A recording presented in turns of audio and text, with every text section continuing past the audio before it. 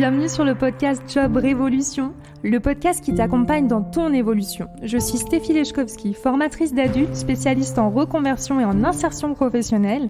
Si tu te poses ces questions, comment retrouver du sens et avoir confiance en toi, comment travailler autrement ou faire une reconversion, comment sortir de ta carapace et trouver ta place, Job Révolution est fait pour toi.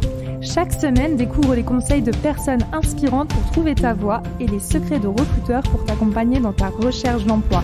Si tu aimes ce podcast, je t'invite à t'abonner et à le partager. Bonne écoute!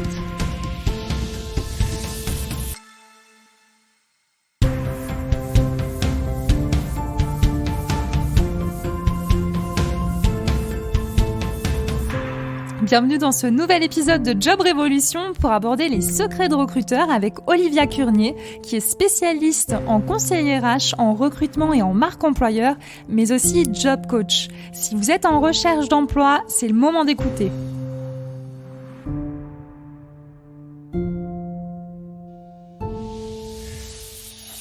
Bonjour Olivia. Bonjour Stéphie, ravie d'être là. Moi aussi, je suis ravie que tu sois là et justement...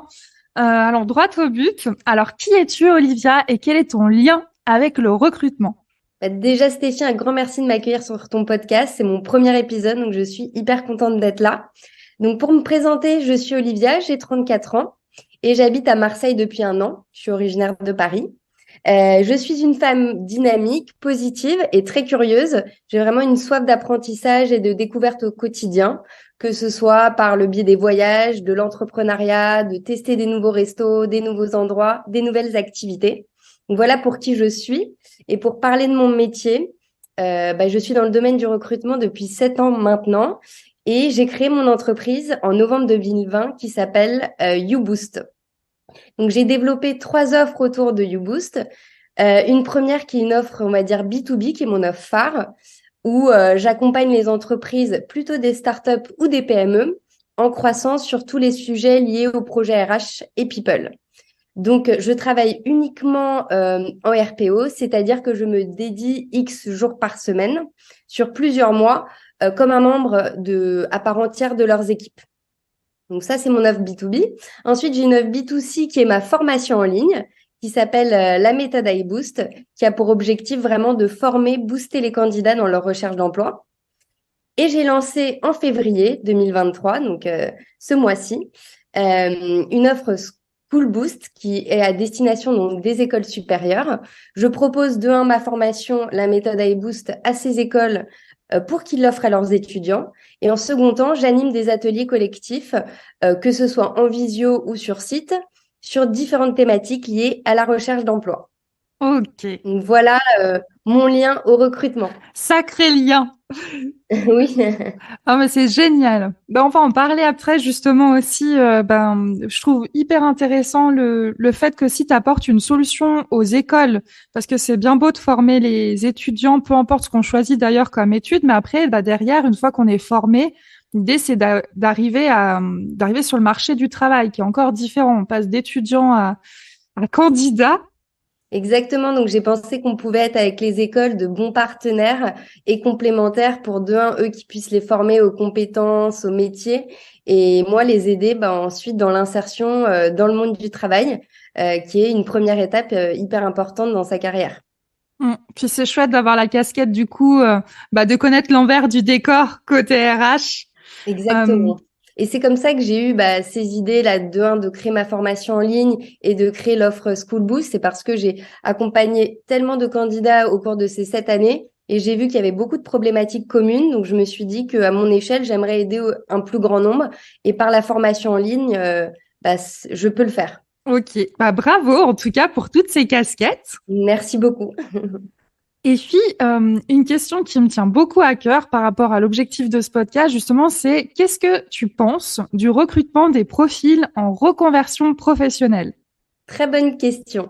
Je pense que le recrutement on va dire des candidats en reconversion professionnelle est malheureusement très sous-coté. Encore trop d'entreprises, que ce soit les hiring managers ou les dirigeants d'entreprise, ne voient pas la valeur ou en tout cas ont peur de se lancer dans le recrutement de ce type de candidats qui disent plutôt candidats atypiques par leur parcours professionnel et personnel. Par contre, de l'autre côté, nous, les recruteurs, on est très friands de ce type de candidat et de ce type de profil parce que aussi, ça élargit évidemment notre vivier de candidats. Quand on chasse, par exemple, on a beaucoup plus de possibilités à proposer ce type de candidats et ils ont, pour plein de raisons que je vais citer ensuite, ils sont très intéressants, on va dire, dans le monde du travail. Ce qu'il faut savoir, c'est que nous, les recruteurs, on n'est pas décisionnaires quand on nous fait un brief. Le hiring manager ou le dirigeant nous fait un brief pour le profil idéal qu'il recherche. Malheureusement, dans son brief, il n'y a jamais la partie candidat atypique ou candidat en reconversion professionnelle. C'est à nous beaucoup d'évangéliser cela. Et c'est ce qu'on fait de plus en plus, mais les entreprises, dans des contextes, on va dire, de crise ou anxiogènes aussi, souhaitent souvent limiter les risques et se focalisent du coup sur des parcours plus classiques ou évidents pour eux. Donc voilà. Mais selon moi, ces candidats sont très qualitatifs et intéressants pour plusieurs raisons. De un, ils vont vraiment apporter, ce que je pense, c'est qu'ils apportent des compétences transférables qui sont nombreuses de par leur parcours. Exemple, un développeur qui veut se reconvertir sur un poste de produit, un recruteur qui veut se reconvertir sur un poste de commercial. Ils sont très adaptables comme profil. Ils apportent une autre vision, un autre angle de vue du métier. Et ça, je pense que c'est une grosse qualité. Ils sont ultra motivés parce que c'est un choix fort chez eux d'avoir voulu cette reconversion professionnelle. Et pour finir, ils sont très reconnaissants quand on leur donne leur chance. Et donc, ils sont des ambassadeurs clés pour la boîte. Donc, je pense que toutes ces raisons sont vraiment à mettre en avant auprès des entreprises pour qu'on développe et on démocratise le fait de recruter des candidats en reconversion professionnelle. Merci beaucoup parce qu'effectivement, pour accompagner aussi des personnes qui sont en reconversion ou qui hésitent à se lancer dans une reconversion professionnelle, ils ont super peur en fait de savoir comment faire pour approcher les employeurs potentiels, sachant que souvent ils ont peu ou en tout cas pas l'expérience, l'expérience parfaite qui est demandée dans le poste. Donc c'est clair que moi je le découvre aussi avec ce podcast. Du coup, le côté recruteur. En fait, c'est un peu votre super pouvoir, c'est clairement d'aller identifier le potentiel des candidats qui ont fait une reconversion, de le révéler, puis d'aller le montrer en fait aux entreprises qui eux sont pas forcément tous aussi au clair avec le recrutement, puis qui n'ont pas conscience en fait de qu'est-ce qui peut se cacher derrière quelqu'un en reconversion. Donc merci. Exactement, et justement, c'est ce que je dis à tous ces candidats en reconversion professionnelle, c'est de vraiment mettre en avant ces compétences transférables. Ne pas hésiter à lister toutes les compétences qu'ils ont en parallèle, qu'ils ont acquis dans un autre métier, un autre domaine, et pouvoir faire le parallèle avec le métier qu'ils visent maintenant. Ok. Et puis pour après, ça c'est ma partie que j'aime bien aussi dans le podcast, les anecdotes. Donc toi, est-ce qu'il y a un entretien qui t'a marqué? Alors, c'est très difficile de faire le tri sur tous les entretiens que j'ai pu faire, mais je trouve que beaucoup ont leur petite anecdote. Et d'ailleurs, tu me donnes l'idée je devrais les noter dans un petit carnet, ce serait une bonne chose. Mais je vais en choisir un qui m'a marqué parce que c'était mon tout début de carrière dans le recrutement. Donc, à l'époque où j'étais en cabinet de recrutement dans un grand cabinet. Je recrutais en fait en intérim, CDD, CDI sur des fonctions comptabilité, finance et assistanat de direction, donc fonction support. Et dès le premier mois de mon arrivée, on nous a mis le challenge pour un client. On était, on va dire, 10 consultants sur ce challenge. Un client s'était fait planter en fait le jour J de l'arrivée d'un intérimaire et il fallait lui trouver un nouvel intérimaire en urgence en 24 heures sur une fonction comptable. Ah là là. Donc, c'était un peu la panique. Donc, pour la première fois et la dernière fois de ma vie, je le dis bien, j'ai recruté une personne en 2 heures. Et il a intégré l'entreprise le lendemain matin. Donc, je me rappelle vraiment de ce recrutement parce que déjà, il y avait une montée d'adrénaline énorme. Ça a été une matinée hyper intense et j'ai eu la fierté de trouver ce candidat et de gagner ce challenge. Donc, voilà pourquoi je m'en rappelle et que c'était à mes débuts de carrière. Donc, je ne savais pas qu'on pouvait recruter en 2 heures, clairement. Et ce qui m'a fait le plus plaisir, c'est que ce candidat, cet intérimaire a passé 4 mois en mission. C'est une mission qui s'est très bien passée. Et j'ai eu vraiment l'impression d'aider de un une entreprise qui était complètement désemparée dans l'urgence et de l'autre côté, d'aider un candidat qui ne demandait qu'à travailler. Et, euh, et ça a été le seul recrutement de ma carrière que j'ai fait en 2 heures. Ok, bah félicitations aussi au fameux candidat que tu pourras peut-être éventuellement, si tu veux, taguer pour lui rendre hommage, si tu as encore le nom, parce que ça date du coup. En toute honnêteté, je ne me souviens pas du tout de son prénom. Ok, Je ne me souviens pas. Je suis vraiment mauvaise parfois sur les prénoms. Je suis très physionomiste, mais impossible de me souvenir de son prénom. ok. Bon, bah alors moi aussi, je ne savais pas qu'on pouvait recruter comme ça en 2 heures. Ah, mais je me dis, parfois dans les cabinets, ils nous mettent des challenges. C'est très drôle. On Mm. a eu d'autres types de challenges comme ça sur d'autres, on va dire, plantages de dernière minute parce que vu qu'on avait au moins 50% de nos recrutements où il y avait des intérimaires, il y a beaucoup de mouvements quand c'est des statuts d'intérimaires. Ok. Et puis une autre question justement encore à nouveau sur les entretiens. Quel était le pire entretien que tu aies vécu, que ce soit en tant que recruteuse ou en tant que candidate? Alors, en tant que candidate, en tout cas, j'ai eu la chance de pas avoir trop d'entretiens d'embauche chaotiques, on va dire. Mais je me rappelle d'un entretien quand même qui m'a marqué, et évidemment pas dans le bon sens. C'était pour mon stage de troisième année, il me semble. Je recherchais en fait un stage pour la fin de ma troisième année dans une agence de communication et de publicité. On va dire qu'il y avait la cote à l'époque. Donc c'était une petite agence et j'avais clairement idéalisé l'entreprise, comme ça peut arriver, je pense, à beaucoup de jeunes qui voient leur entreprise idéale, etc. Et en fait, pendant mon entretien de stage, j'ai eu un bon combo des choses vraiment à ne pas faire et qui m'a du coup donné une mauvaise image de l'entreprise.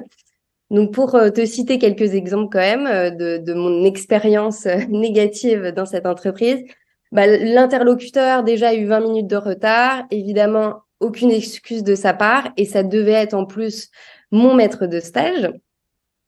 Voilà. On est entré ensuite Mhm. très vite dans l'entretien, dans le vif du sujet, et il m'a posé des questions très bateaux du type qualité, défaut, et surtout une question euh, qui était où je me vois dans 10 ans. Voilà. Donc à ce stade, autant te dire que je faisais des stages pour justement savoir où m'orienter et quel environnement allait me plaire. Donc je n'ai pas du tout su répondre à cette question et ça m'a mis un peu mal à l'aise.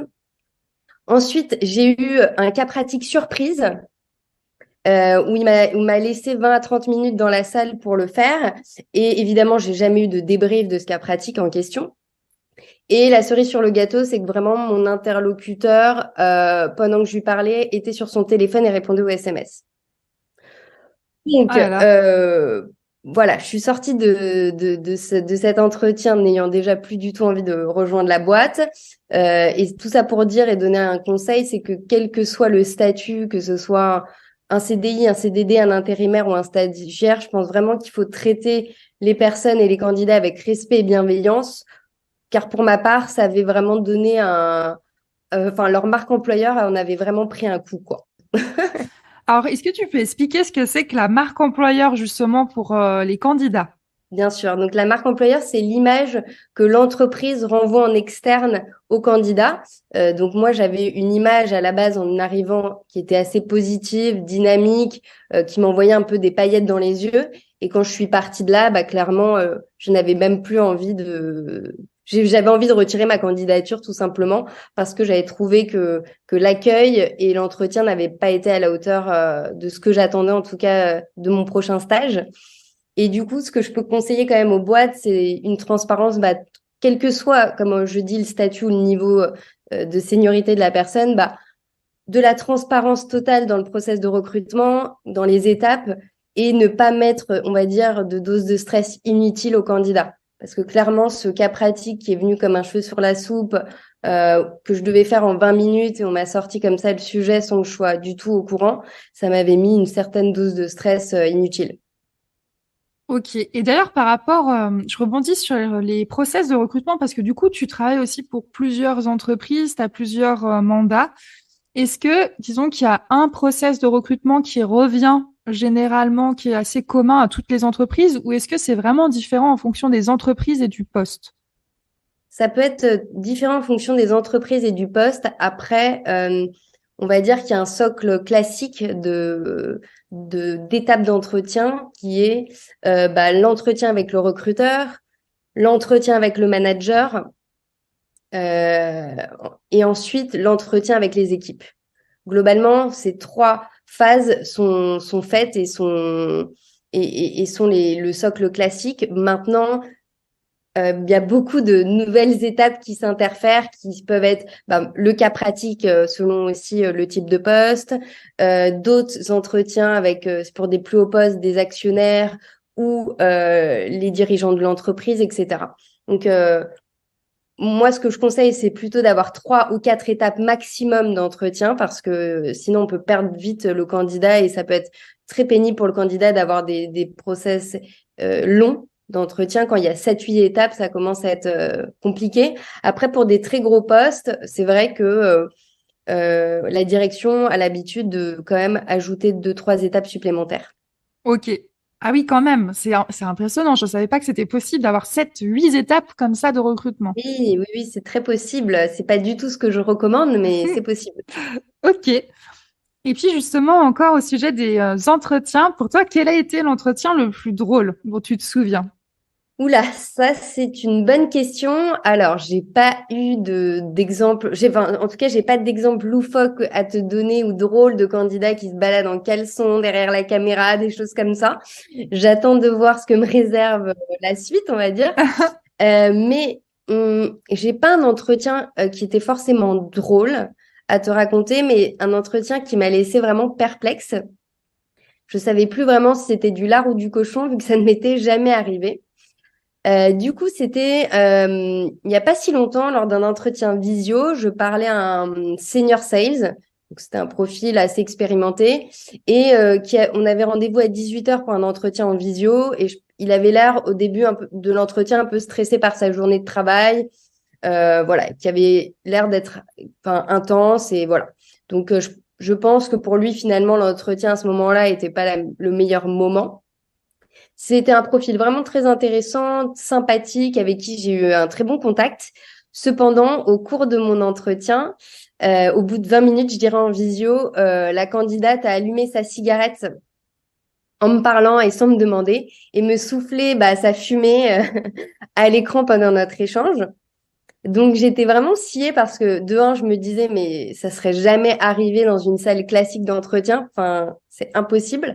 Et de deux, moi-même qui suis fumeuse, ça ne m'est jamais passé par l'esprit d'allumer une clope, que ce soit en meeting professionnel ou en entretien.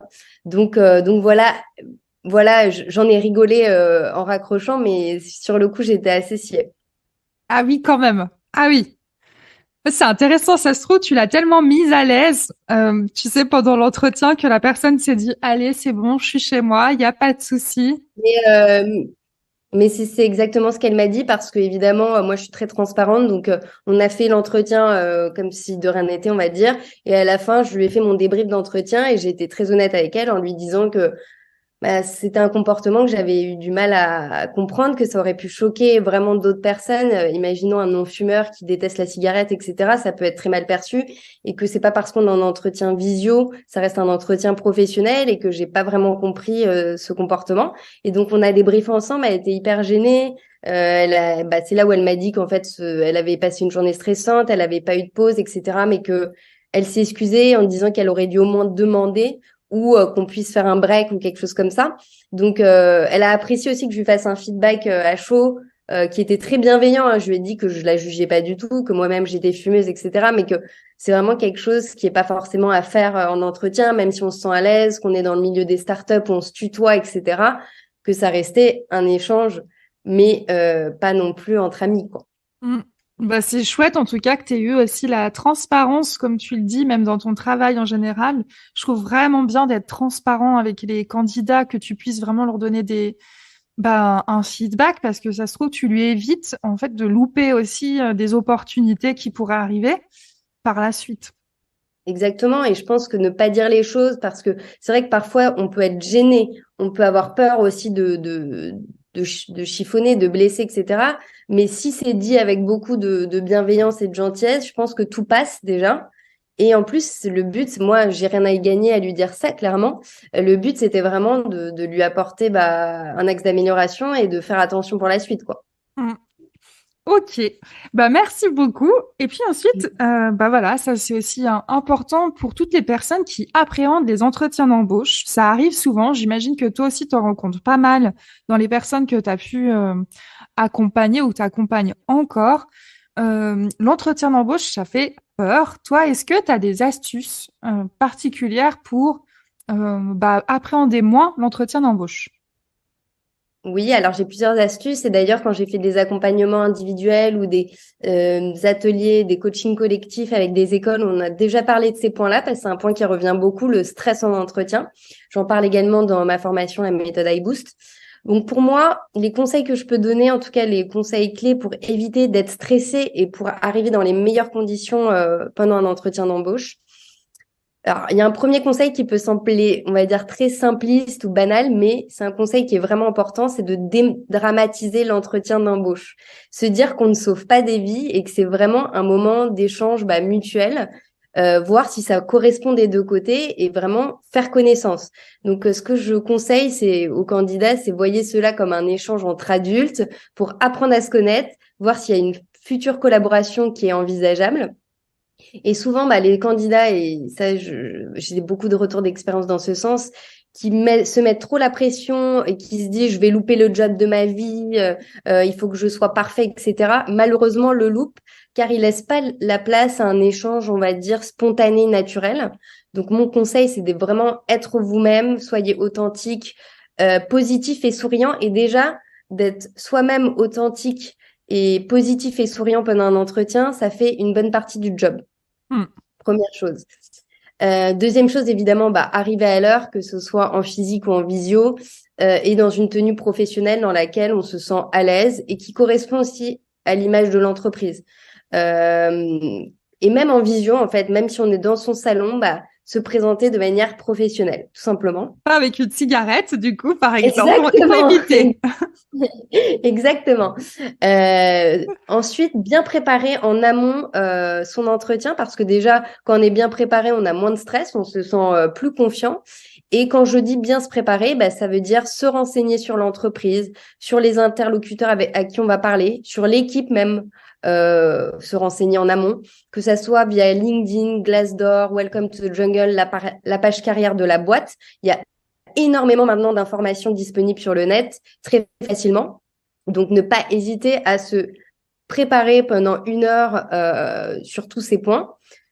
Préparer aussi son pitch qui doit être clair et concis pour ne pas se perdre dans son discours parce que dès qu'on se perd dans son discours, c'est là où l'entretien est plus du tout fluide et que vous pouvez perdre un peu le recruteur. Et surtout, ce qui est hyper important, c'est d'apporter des résultats concrets sur chaque mission menée, chaque post-expérience que vous avez pu avoir. Toujours apporter des résultats concrets de ce que vous avez fait. Comme ça, c'est on va dire des données tangibles et sur lesquelles le recruteur va pouvoir vous poser des questions là qui ne seront pas des questions pièges vu que c'est ce que vous avez fait. Et ça va illustrer au mieux vos réalisations. Et pour finir, anticiper les questions des recruteurs aussi pendant votre préparation. N'hésitez pas, on sait qu'il y a quand même pas mal de questions qui reviennent, donc n'hésitez pas à les anticiper. Et pour finir, préparer une liste de questions pertinentes pour l'après-entretien, parce qu'une fois que l'échange est terminé, souvent, que ce soit le recruteur ou le manager, il demande est-ce que vous avez des questions supplémentaires. Et on sait que la curiosité, c'est un des soft skills les plus recherchés par les recruteurs ou les entreprises. Donc, si vous n'avez aucune question, ça peut paraître un manque de curiosité. Alors, évidemment, pas reposer les mêmes questions qui ont été abordées pendant l'échange, mais il y aura toujours des questions sur lesquelles vous pouvez avoir des interrogations sur la manière dont fonctionne l'équipe, sur la manière dont sont faits les points, est-ce que c'est des points hebdomadaires, sur comment va se passer l'onboarding, etc. Effectivement, sur l'intérêt aussi du coup que le candidat va avoir pour l'entreprise, s'il n'y a pas de questions, on se demande du coup, mais du coup, est-ce que vraiment il a été intéressé par ce qu'on lui propose?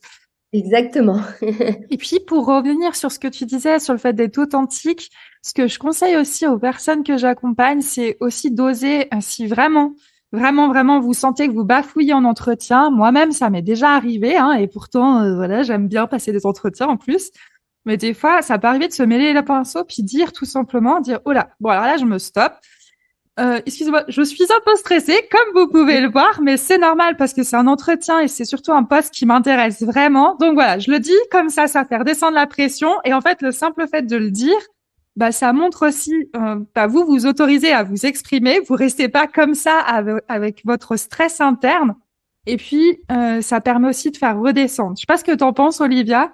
Totalement d'accord avec toi, Stéphie. Faut pas hésiter. Et ça montre qu'on est spontané, naturel, qu'on se laisse 2 secondes le temps de reprendre son souffle. Enfin, on fait redescendre la pression. L'interlocuteur en face, il comprend aussi que, bah voilà, il y a besoin de 2 secondes de temps d'arrêt et il n'y a pas de problème en fait. Généralement, un entretien, ça dure. Alors, ça dure 1 heure, donc il y a le temps d'échanger, de montrer ses capacités pendant 1 heure. Mm. Ok. Et puis, bah, par rapport aux conseils, c'est sûr que du coup, bah, toi, tu en as fait carrément une formation et puis bah, en fonction du public, tu vas donner aussi d'autres conseils. Mais en général, par rapport à ce que tu as pu constater sur ce qui manque comme technique de recherche d'emploi, est-ce que tu aurais 3 conseils à donner en termes de technique de recherche d'emploi? Qu'est-ce qui, pour toi, pourrait être vraiment important que les personnes peut-être oublient dans leur recherche? Bah déjà, le point pour moi le plus important, c'est avant de partir tête baissée dans sa recherche d'emploi, vraiment se reposer avec une feuille blanche sur vraiment ce qu'on a envie de faire. Quelles sont nos valeurs, nos aspirations, les missions qu'on a envie de faire et se poser comme ça avant de partir tout de suite sur une recherche d'emploi et se dire je vais postuler à un maximum d'entreprises et je verrai où j'ai des touches. Donc vraiment se prendre ce temps pour soi pour revoir un peu ce qu'on appelle le projet idéal. Une fois qu'on a fait ça, pour moi, il faudrait avoir un tableau de bord, ce que peu de personnes ont et mettent en place, c'est-à-dire un suivi tableau Excel simple qui vraiment retrace toutes les entreprises auxquelles vous postulez, quels sont les retours, est-ce que vous avez des retours oui ou non. Et ça, c'est vraiment votre feuille de route pour toutes vos recherches d'emploi. Et c'est hyper important, je trouve, de la mettre en place parce que ça vous permet de relancer en temps et en heure, de voir où vous avez des réponses, de voir où vous en êtes et de voir en fait si vous postulez aussi assez ou trop peu. Parce parfois on postule soit trop en masse et donc de manière non ciblée, soit trop peu et du coup on se demande pourquoi on n'a pas de réponse. Voilà. Et troisième chose, dans sa recherche, bah, avoir des outils, on va dire, qui sont bien calibrés. C'est-à-dire, faut que son CV, son profil LinkedIn soit nickel. Ne pas hésiter à prendre du temps pour que ces outils-là, c'est vos outils, c'est les premières choses que voit le recruteur ou voit l'entreprise de vous, et ben que ça soit explicatif de tout ce que vous avez pu faire, de tout ce que vous recherchez, que on ressente un peu votre ADN dans cette première feuille papier entre guillemets. Et maintenant, on va dire que le CV est un peu moins regardé. Je pense que beaucoup de personnes vont directement voir votre nom et vont aller sur votre profil LinkedIn. Donc, ne pas hésiter à le soigner aux petits oignons, ce profil LinkedIn, en mettant une intro complète avec votre touche personnelle, raconter un peu votre histoire dans vos expériences professionnelles, ne pas juste mettre le titre de poste et l'entreprise, mais détailler les missions et justement les réalisations concrètes que vous avez faites, etc. Et déjà, du coup, la personne, votre interlocuteur va se mettre dans votre univers et va savoir si vous correspondez ou non. Je trouve chouette ce que tu dis. Et puis le fait que tu dises aussi d'oser dans le résumé de LinkedIn, être aussi un peu soi-même, je trouve super important parce que pour aussi, il y a des personnes, elles me font rigoler. Déjà, elles se font tout un pataquès sur LinkedIn. Alors, non, c'est pas, si vous mettez votre profil sur LinkedIn, sachez que ça va pas être le jugement dernier. On va pas venir vous juger. Mais par contre, ça peut vous ouvrir des opportunités et surtout, bah, faire arriver à vous des employeurs ou des opportunités qui vous correspondent. Et du coup, l'idée, c'est pas forcément de rentrer dans une case, mais au contraire, de montrer quelle case vous êtes, bah, quels sont les angles que vous proposez de différents pour que vous puissiez attirer des personnes qui vous conviennent aussi. C'est pas forcément toujours l'employeur qui va chercher le candidat, mais c'est aussi vous, en étant vous-même et en sachant ce que vous voulez, ce que tu disais au début, qui pour moi est juste trop important. N'hésitez pas aussi d'ailleurs de savoir ce que vous voulez en faisant un bilan de compétences, en faisant des tests aussi d'orientation, ça peut aider, en discutant autour de vous. Il y a plein de manières en fait de mieux se connaître, de savoir ce qu'on veut faire qui sont juste super importants avant de se lancer tête baissée dans une recherche d'emploi. Merci de le souligner d'ailleurs. Oui, et c'est pourquoi, on va dire, par exemple, au profil en reconversion professionnelle ou au premier emploi par exemple, de jeunes diplômés, ce que je conseille, le premier conseil, mais pour moi qui est la clé, qui est le plus évident et finalement pas beaucoup de personnes le font, c'est d'aller parler aux personnes qui font le métier que vous visez. C'est-à-dire, si vous voulez être copywriter, n'hésitez pas à contacter une dizaine de copywriters pour leur demander, pour faire un café visio, un café physique, et leur demander concrètement quelles sont les missions dans leur métier, comment ils apprennent ce métier, qu'est-ce qui se passe, quelles sont leurs différentes offres, comment ça se passe en entreprise. Et ça va vous donner la clé de voir si c'est vraiment fait pour vous ou non. Parce que parfois, un métier peut faire rêver comme ça sur le papier, mais dans l'exécution des tâches au quotidien, au final, c'est moins ce qui peut vous convenir. Ou au contraire, ça vous convient à 100%. Et là, on y va, quoi, on postule.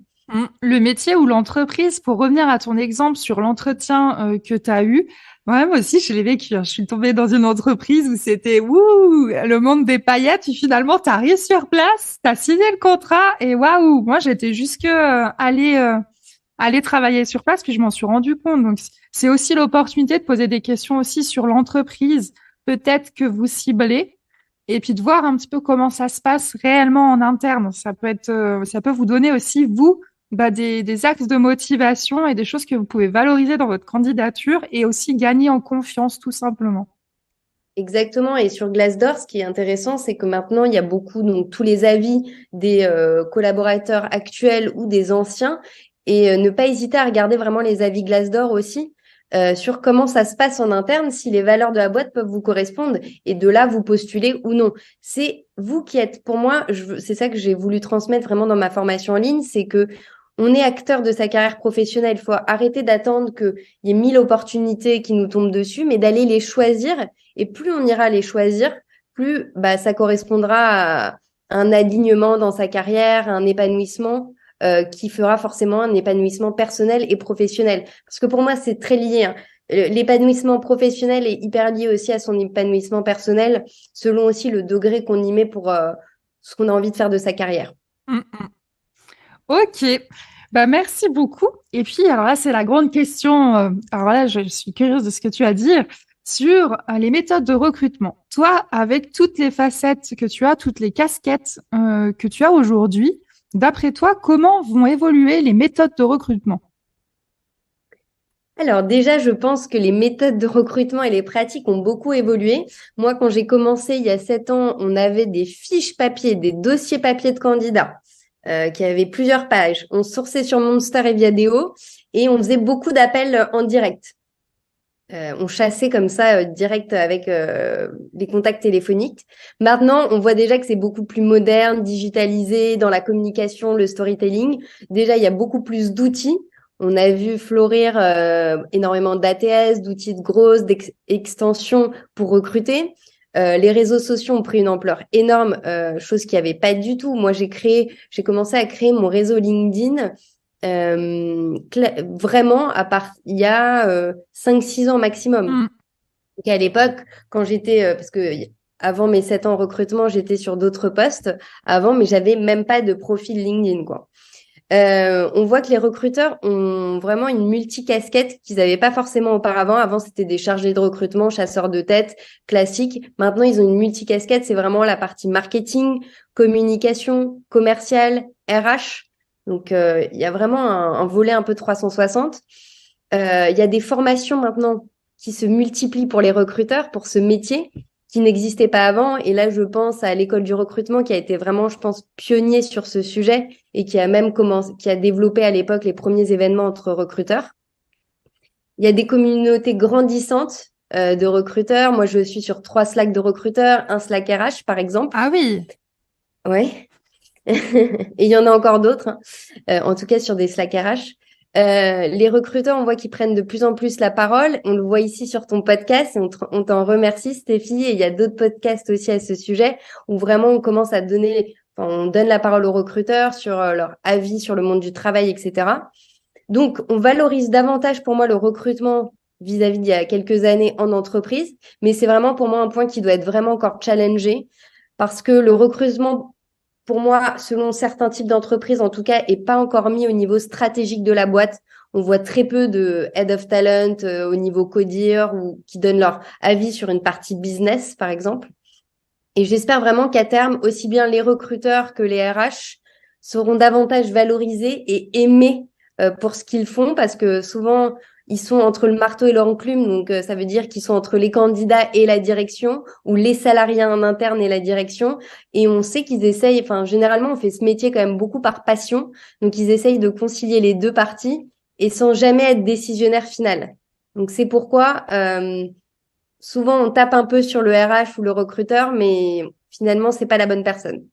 Mm.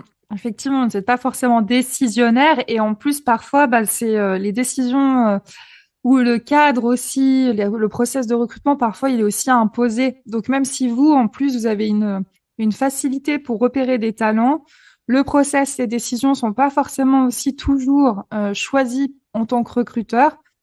Et puis moi, ça me permet aussi de rebondir sur le fait que justement, ce podcast, c'est le but du jeu, c'est de vous montrer que ça devrait vous donner envie d'aller rencontrer Olivia, justement, si elle a un poste à vous proposer, et puis d'aller en fait questionner les recruteurs, d'avoir envie en fait de découvrir ces RH qui vont vous proposer des entretiens d'embauche en suivant tous ces conseils, justement.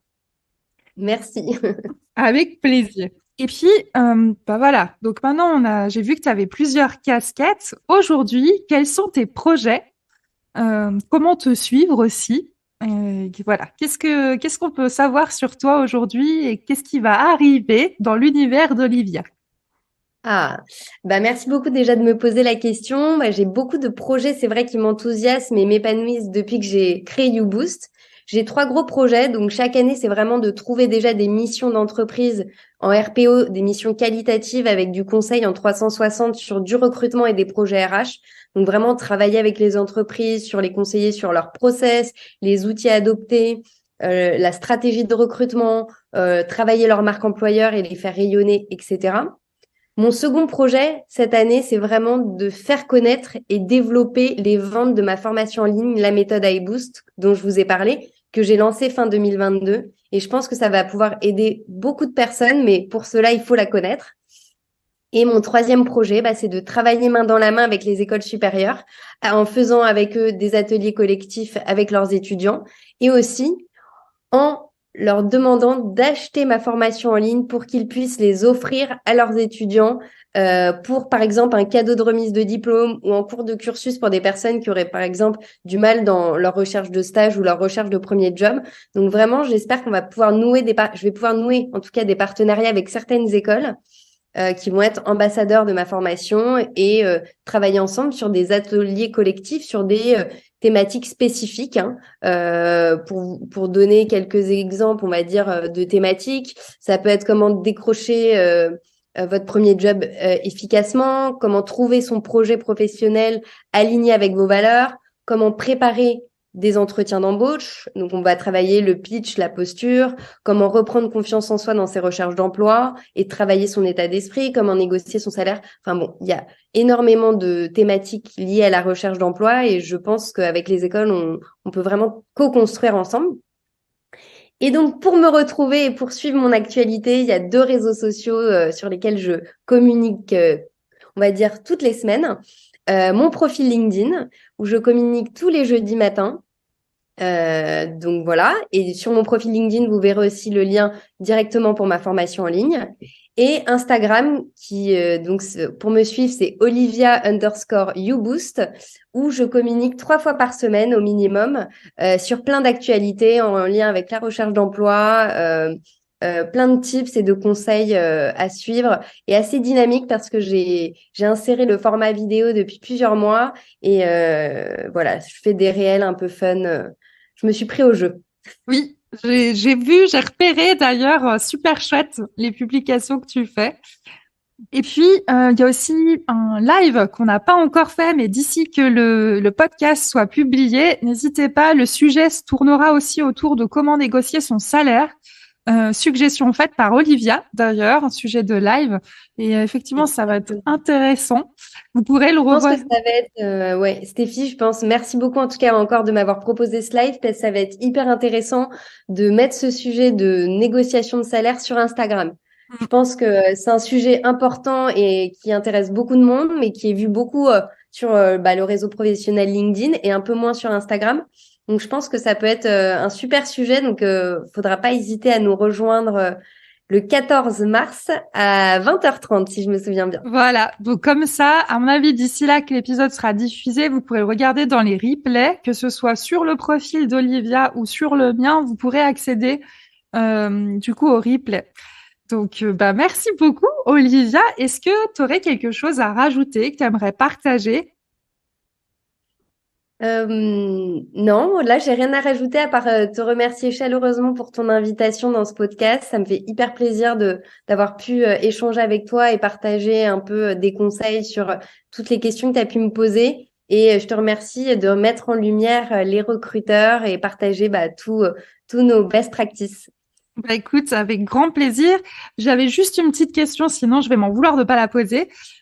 Pour justement les écoles, pour les étudiants, parce qu'imaginons que, j'espère en tout cas que les écoles vont pouvoir aussi réfléchir à donner ces outils qui sont juste essentiels aussi pour que les personnes soient formées, mais surtout après insérées sur le marché du travail. Est-ce que les personnes qui sont étudiants peuvent aussi acheter par eux-mêmes cette formation? Oui, exactement. Donc, la formation, la méthode iBoost, elle est disponible directement pour tout particulier, que ce soit un jeune diplômé, une personne en reconversion professionnelle, un chercheur d'emploi de n'importe quel âge, en fait, quel horizon, partout en France, il peut acheter ma formation en ligne directement via mon lien de la page de vente. Et ensuite, j'ai des liens différents pour les écoles qui pourront acheter cette formation par lot d'apprenants. Ok. D'accord. Bah écoute, merci beaucoup pour cette dernière question et puis merci pour ton temps aussi et à tout bientôt. À très vite, Stéphie. Merci beaucoup. Passe une belle journée. Belle journée. Merci d'avoir écouté cet épisode en entier. Un énorme merci Olivia pour ta confiance et tes conseils concrets. Je vous invite aussi à regarder le replay qu'on a fait ensemble au sujet du salaire. Comment aborder et négocier le salaire? Olivia nous dit tout dans un replay sur Instagram. Vous pouvez aller sur mon compte Stéphie Leszkowski ou sur son compte Olivia YouBoost. Tous les liens dont on a parlé seront dans le descriptif de l'épisode mais aussi dans l'article de blog. Bref, à très vite!